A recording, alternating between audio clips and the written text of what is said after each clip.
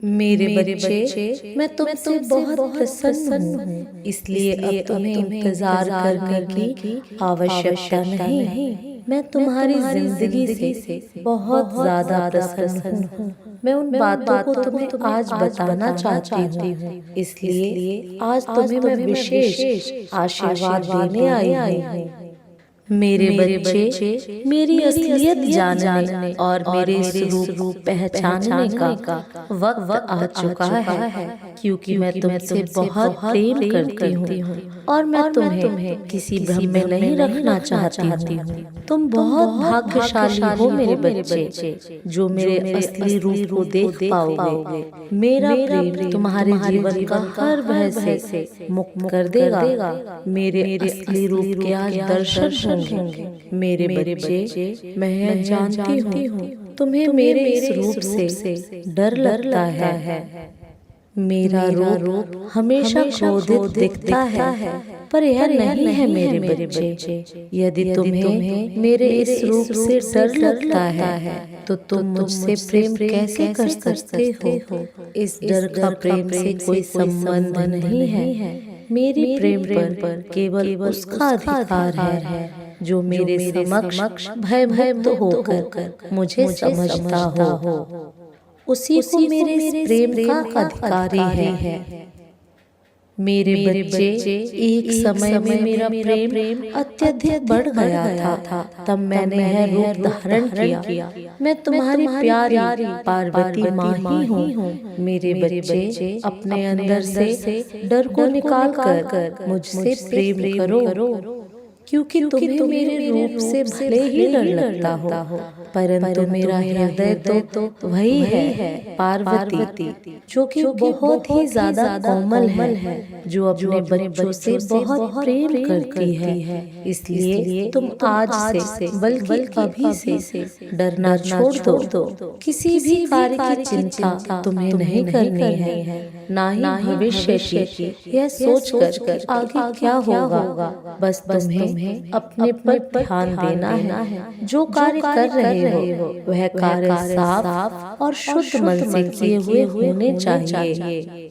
तुम्हारे मन के मैल को धोना इतना ही आवश्यक है जितना कि तुम्हारे तन को शुद्ध करना। जिस तरह तुम्हें प्रतिदिन साफ और शुद्ध कपड़े पहनने से एक ऊर्जा प्राप्त होती है और तुम्हें तरोताजा रखती है, उसी प्रकार तुम्हारे अंदर की शुद्धता तुम्हें तरोताजा रखेगी। परंतु एक बात का ध्यान रखना कि जब मैं भोलेनाथ से क्रोध में थी, तभी मैंने काली का रूप धारण किया और राक्षसों का वध किया। अनर्थ मैं बर्दाश्त नहीं कर सकती, इसलिए मुझे काली माँ से क्रोधित काली माँ का रूप धारण करने पर मजबूर मत करना, क्योंकि जितना मेरा प्रेम प्यारा है, उतना ही मेरा क्रोध सबसे खतरनाक है। जिस प्रकार भोलेनाथ जी तुम्हारी सभी इच्छाओं को पूर्ण करते हैं, मैं उनकी अर्धांगिनी पार्वती, जो कि काली के रूप में तुम्हें दिखाई देती हूँ, मैं भी तुम्हारे सभी कार्य को पूर्ण करूंगी। तुम्हें चुनी हुई मंजिल का मार्ग आसानी से मैं प्राप्त कराऊंगी। मेरे बच्चे, क्योंकि किसी भी मंजिल का यदि मार्ग तुम्हें प्राप्त हो जाए तो मंजिल मिलना बहुत ही आसान होता है। बस तुम्हें अपनी ताकत से मेहनत करनी होगी और एकाग्र मन से उस कार्य को करना होगा, तब तुम्हारा कार्य शीघ्र ही पूर्ण हो जाएगा। यह मैं तुम्हें वचन देती हूँ। मेरे बच्चे, यदि तुम्हारे साथ कोई भी गलत करता है तो तुम्हें उसके साथ गलत नहीं करना है और ना ही तुम्हें किसी से डरना है, क्योंकि किसी के गलत करने से तुम्हारा गलत नहीं होगा। जब तक मैं तुम्हारी रक्षक हूँ, तब तक तुम्हारा कोई कुछ नहीं बिगाड़ सकता, बल्कि ऐसे व्यक्ति पर मेरी क्रूर दृष्टि रहती है और उसे दंड अवश्य मिलेगा। तुम्हें ऐसे व्यक्ति के लिए चिंतित होने की आवश्यकता नहीं है, क्योंकि जिस प्रकार बच्चे अपने माता पिता की छाया में सुरक्षित रहते हैं, उसी प्रकार तुम मेरी छाया में सुरक्षित हो। इसके साथ साथ मेरे बच्चे, तुम्हें एक कार्य करना है। तुम प्रतिदिन जब सुबह उठते हो तो जितनी जल्दी हो सके तुम सभी कार्य से निवृत्त होकर स्वच्छ हो जाओ। उसके पश्चात जितने बार तुमसे हो सके उतनी बार ओम नमः शिवाय मंत्र का उच्चारण करो। ऐसा करने से मुझे बहुत ज्यादा प्रसन्नता होती है और मैं आज एक राज से पर्दा उठाने जा रही हूँ। तुम्हारे जीवन में जो तुम्हारी सबसे बड़ी उलझन है, इस बात को लेकर उलझन में फंसे हुए हो, तुमको उसके आगे का सोचना है, परंतु तुम वहां तक देख नहीं सकते। तुम वहां तक सोच नहीं सकते कि तुम्हारे जीवन में आगे क्या होने वाला है। इसी राज से आज मैं पर्दा उठा दूंगी कि यदि तुम बहुत परिश्रम कर रहे हो तो तुम्हें उसका फल प्राप्त नहीं हो रहा है। ईमानदारी करने के पश्चात भी, सही कर्म करने के बाद भी तुम्हारा धर्म पर चलना, फिर भी फल को प्राप्त नहीं करना, इस बात से अनजान हो तुम। वही बात मैं आज तुम्हें अवगत कराने वाली हूँ। मेरी इस बात को ध्यान पूर्वक सुनो। मेरे बच्चे, यदि तुम परिश्रम ईमानदारी से सही कर्म से कर रहे हो तो आज मैं तुम्हें एक बात बता दूं कि तुम्हें निश्चिंत रहना है, चिंता नहीं करनी है, क्योंकि उसका फल अवश्य प्राप्त होगा।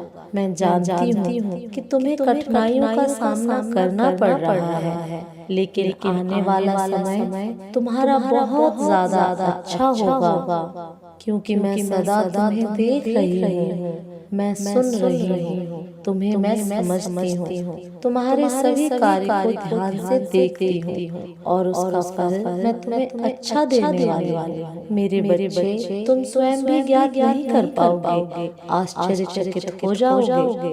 इसलिए तुम निश्चिंत होकर अपने कर्मों को करते जाओ। मेरे बच्चे, मेरा आशीर्वाद सदैव तुम्हारे साथ रहेगा। तुम्हें जब भी कोई परेशानी होगी, मैं स्वयं आऊंगी तुम्हारी रक्षा करने के लिए। मेरे बच्चे, मेरी शक्तियाँ तुम्हारे साथ ही हैं। तुम्हारा जो विश्वास है मेरे ऊपर, उसे ऐसे ही बनाए रखना, क्योंकि विश्वास की शक्ति से ही संसार में रोज बड़े बड़े चमत्कार होते हैं।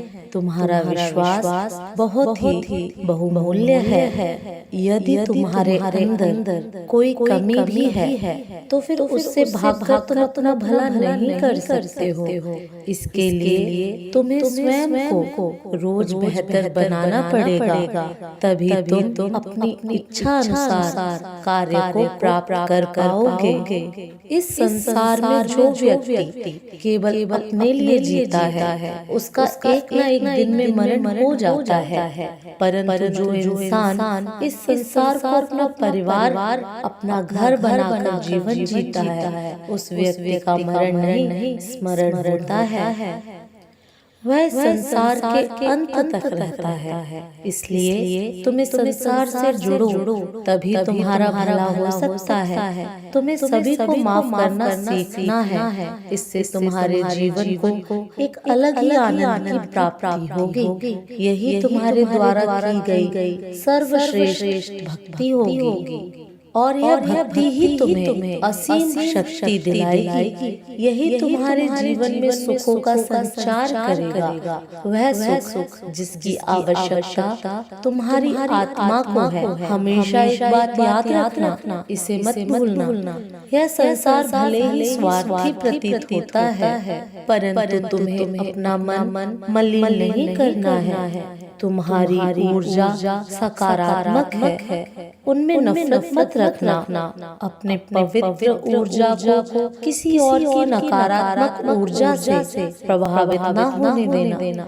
किसी को यदि जवाब देना भी पड़े तो अपने कर्मों से दो।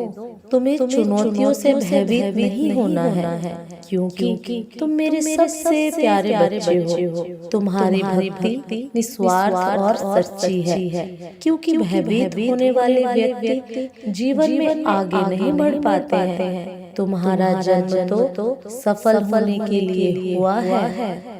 अपने अलौकिक ऊर्जा से इस संसार का कल्याण करने के लिए हुआ है। उसके लिए तो तुम्हें स्वयं को तैयार करना पड़ेगा, स्वयं पर कार्य करना पड़ेगा, प्रतिदिन अपने ज्ञान को बढ़ाने के लिए कार्य करना पड़ेगा। यह पूरा ब्रह्मांड तुम्हारे आसपास रहता है। मेरे बच्चे, तुम्हारे निश्चल भाव से ब्रह्मांड तुमसे जुड़ गया है। आज मैं चाहती हूँ कि तुम हमारी एक बात मानो, जिसकी तुम्हें आवश्यकता पड़ेगी। तुम्हारे आसपास कई लोग ऐसे हैं जो तुमसे प्रेम करते हैं, परंतु कुछ लोग ऐसे हैं जो तुम्हें पसंद नहीं करते।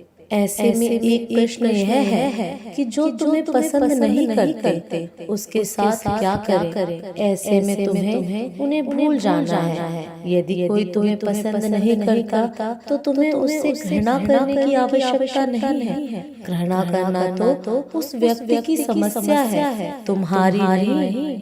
यदि तुम इस स्थान पर नहीं होते तो भी वह व्यक्ति किसी न किसी से घृणा ही कर रहा होता।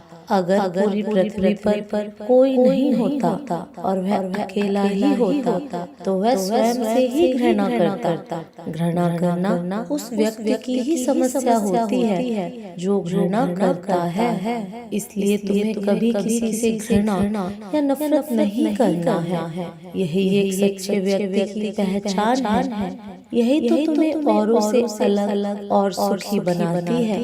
यही सोच संसार के सभी चीजों के समीप ले जाती है। मनुष्य के जीवन में केवल दो ही मुख्य वस्तुएं हैं, सुख और दुख। सुख वह है जो मनुष्य को उसकी सच्चाई दिखाए, और दुख वह है जो मनुष्य को अपने आसपास वालों की सच्चाई दिखाए। तुम्हारे जीवन के इन्हीं दो पक्षों के बारे में मैं तुम्हें आज एक कहानी सुनाने जा रही हूँ। एक बार की बात है, माँ पार्वती ने महादेव से कहा कि मैंने पृथ्वी लोक पर यह देखा है कि आप उन मनुष्यों को ज्यादा दुख देते हो जो पहले से ही दुखी होते हैं, और जो मनुष्य पहले से ही सुखी है आप उन मनुष्यों को और भी ज्यादा सुख प्रदान करते हो। माँ पार्वती जी की यह बात सुनकर महादेव ने उत्तर देने के लिए पृथ्वी लोक पर मनुष्य रूप में अवतरित होने को कहा। महादेव पार्वती जी ने मनुष्य रूप में आकर एक छोटे से गांव के पास अपनी कुटिया बनाई। शाम होने पर महादेव जी ने पार्वती जी से कहा कि हम दूसरे मनुष्य की तरह अपने रात के भोजन की तैयारी करनी होगी, इसलिए मैं भोजन सामग्री की व्यवस्था करने जा रहा हूँ और तुम चूल्हे की व्यवस्था कर लो। यह कहकर महादेव वहाँ से चले गए। महादेव जी के जाते ही देवी पार्वती जी ने